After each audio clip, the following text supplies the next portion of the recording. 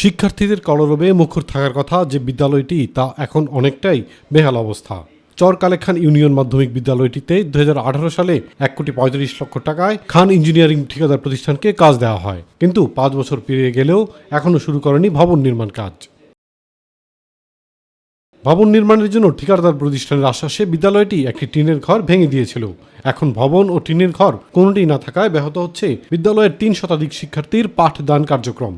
প্রচণ্ড গরমে আমরা ভালো মতো ক্লাস করতে পারি না। ঝড় বন্যা হলে বেঞ্চ টেবিল ভিজে যায়, তাতে আমাদের পড়াশোনায় অসুবিধা হয়। বৃষ্টির কারণে আমাদের বই খাতা ভিজে যায়, এর জন্য আমাদের অনেক অসুবিধা হয়। আমরা চাই যে এই স্কুলটি ভবন নির্মাণ। গরমে ক্লাস করতে খুবই কষ্ট হয়। প্রধানমন্ত্রীর কাছে আমাদের আকুল আবেদন, আমাদের স্কুলে যাতে একটা ভবন হয়। খান ইঞ্জিনিয়ারিং ওই প্রতিষ্ঠানটি আমাদেরকে টিন শেড ভবনটি ভেঙে দেয়। ভেঙে যাওয়ার পর থেকে অদ্যাবধি আমাদের সাথে সে যোগাযোগ করে নেয়। খুবই জরাজীর্ণ অবস্থা, যে কোনো মুহূর্তে ভেঙে পড়তে পারে। তাই আমি যথাযথ কর্তৃপক্ষের দৃষ্টি আকর্ষণ করে বলছি, আমাদের এই বিদ্যালয়টি যাতে ভবনের জন্য দ্রুততম ব্যবস্থা নেওয়া হয়।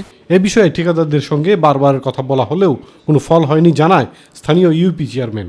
ইঞ্জিনিয়ারিং শাখা শিক্ষা সেখানেও যোগাযোগ করেছি, তারা শুধুমাত্র বলে যে ঠিকাদার কাজ করে না, আমরা কেবলমাত্র তাকে চিঠি দিয়েই সমাপ্ত করতে পারবো, আমাদের আর কোনো দায়ভার নাই।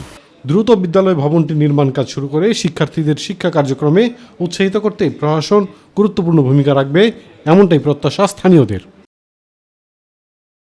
ইলিয়াস কমল, মাই টিভি।